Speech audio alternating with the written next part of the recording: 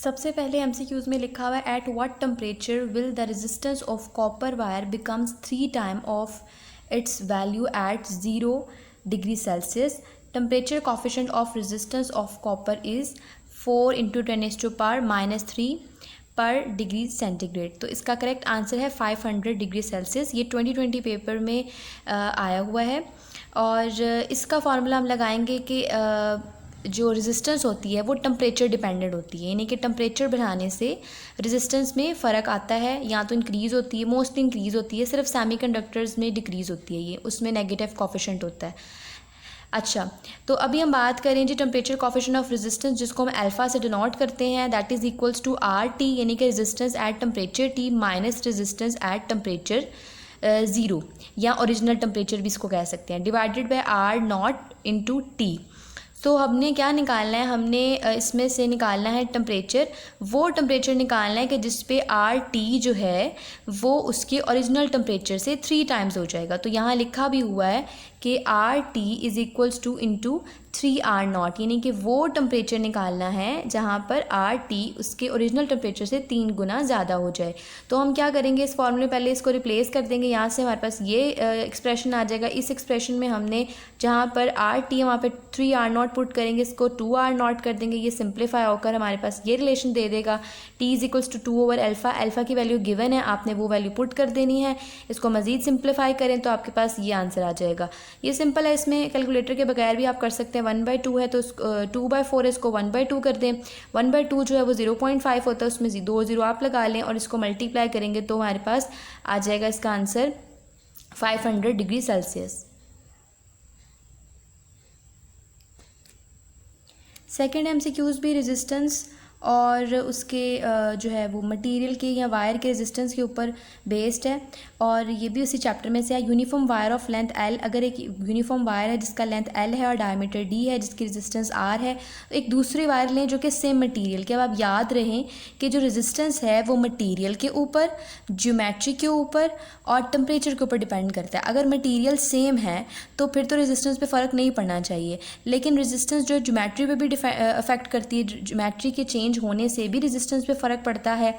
और यहाँ पर हमारे पास यूनिफॉर्म वायर है, तो एरिया और लेंथ जो है, एरिया जो है वो उसके यूनिफॉर्म वायर को रिप्रेजेंट कर रहा है. तो एरिया का जो हमारे पास यूनिफॉर्म वायर का जो एरिया होता है वो πr² होता है. अब r हमारे पास होता है d/2, तो इसलिए हम क्या करेंगे, जहाँ पर r है वहाँ पर d²/4 आ जाएगा. तो area is equals to πd²/4. इसकी वैल्यू भी आपने यहाँ पर पुट कर देनी है. R is directly proportional to L over area की वैल्यू पुट कर देनी है. अब उसने कहा है कि R जो है वो 2L है और D जो है वो 2D है. तो 2D मतलब 4D². 4D², ये 2 और ये 4 आप बाहर निकाल लें, ये पूरा एक्सप्रेशन हो जाएगा R का. इसको आप सिंप्लीफाई करेंगे तो R/2 इसका करेक्ट आंसर है. तो R/2 इसका करेक्ट आंसर है. थर्ड एमसीक्यूज हैं, in how many electrons pass across section of the wire in time 1 hour when the current is 1 ampere. तो I यानी कि करंट का एक्सप्रेशन तो पता है Q/T होता है और Q is equals to NE होता है. अब यहाँ से हमने नंबर ऑफ़ इलेक्ट्रॉन्स निकालने, इसके एक्सप्रेशन को आप ऐसे लिख लेंगे, यहाँ पर I कितना 1 एम्पेयर और जो टाइम है हमारे पास वो है 3600 सेकेंड, यानी कि 1 hour. तो इसको आप 1 hour को 3600 सेकेंड में पहले आप कन्वर्ट कर लें. और इलेक्ट्रॉन जो है उसका चार्ज आपको पता है 1.6 × 10⁻⁹ होता है. अब आप क्या करेंगे, इन दोनों को विदाउट कैलकुलेटर आपने सॉल्व करना है. तो उसका सबसे अच्छा तरीका ये है कि आप इसको 1.6 लिखा है ना, जैसे आप इसको 3.6 कर लें तो ये हो जाएगा 3.6 10⁻³ और ये वैल्यू जो -19 है वो +19 हो जाएगी. इट बिकम्स 22 और इसका डेसिमल इस डेसिमल से कट किया जाएगा 36/16. और इसको अगर हम सिंप्लीफाई करते जाएं तो हमारे पास इसका आंसर 2.25 10⁻22 ये आंसर इसका आ जाएगा करेक्ट. और ये MCQs 2020 में आया हुआ है. फोर्थ MCQ से the area of sphere of radius 35 cm² is 1.22 m². 35 cm² को पहले आप मीटर में कन्वर्ट करेंगे. उसके बाद आपको पता है कि जो स्फेयर का एरिया होता है उसका फॉर्मूला होता है 4πr². तो 4πr² में आप पाई जो हमारे पास होता है 3.14 और r हमारे पास 0.35 का स्क्वायर. अब इस तरह के MCQ जिसमें आपको कैलकुलेटर भी अलाउ ना हो और टाइम भी बहुत कम हो, तो हम क्या करते हैं 3.14 को राउंड ऑफ करके लिखते हैं 3 और 0.35 को राउंड ऑफ करके हम लिख लेते हैं 0.4. 0.4 4 का स्क्वायर लेंगे 0.16 आ जाएगा, और 4 को 3 से मल्टीप्लाई करेंगे तो आ जाएगा 12 और 0.16 को आप यहाँ पे मल्टीप्लाई कर लें तो 1.93 आ जाएगा, that is approximately equals to 1.22। क्योंकि जब आप अप्रॉक्सीमेशंस लगाते हैं तो एग्जैक्ट आंसर नहीं आता, तो इस वजह से आप जो नियरेस्ट पॉसिबल आपका आंसर के करीब आंसर आता है, आपकी कैलकुलेशंस वो आप लिखते हैं उसके साथ। इसलिए आप कोशिश ये किया करें कि अप्रॉक्सीमेशंस लगा लें ताकि टाइम भी बच जाए और आपका आंसर भी आ जाए। Fifth MCQ is a sphere of radius r has volume of v. If the radius of sphere is increased to 3 times r, what is the volume now? तो वॉल्यूम का जो स्फेयर का वॉल्यूम होता है that is 4/3 pi R cube. Volume हमारे पास 4/3 पाई और r increase हो गया 3 टाइम्स तो 3r क्यूब आ जाएगा, और 3r क्यूब हमारे पास बन जाएगा इस तरह से r क्यूब, और इसका जो 3 का क्यूब होता है that is equals to 3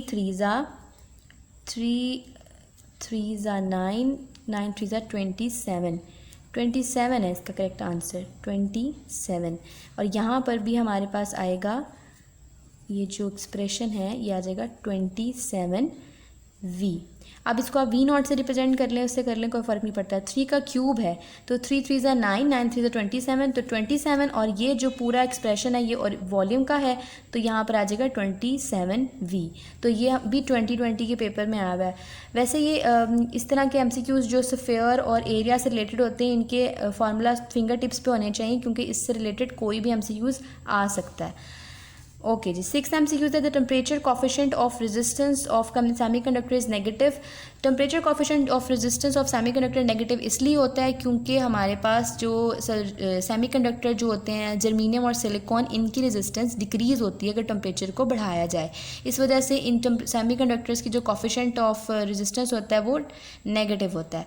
7th MCQ है number of bands on carbon colour coded resistor are 4 band होते हैं, और ये भी इसी चैप्टर से आया हुआ है, FSC के चैप्टर से आया हुआ है। ये फर्स्ट बैंड जो है वो डिजिट को रिप्रेजेंट करता है, सेकंड बैंड जो है वो भी डिजिट को रिप्रेजेंट करता है, थर्ड बैंड जो है वो रिप्रेजेंट करता है नंबर ऑफ ज़ीरोज़ को, और जो फोर्थ बैंड है वो रिप्रेजेंट करता है टॉलरेंस को वो रिप्रेजेंट करता है। टॉलरेंस जो है वो +-5 होती है गोल्ड के लिए, +-10 होती है सिल्वर के लिए, और अगर फोर्थ बैंड मौजूद नहीं है तो फिर उसकी टॉलरेंस हो जाती है +-20।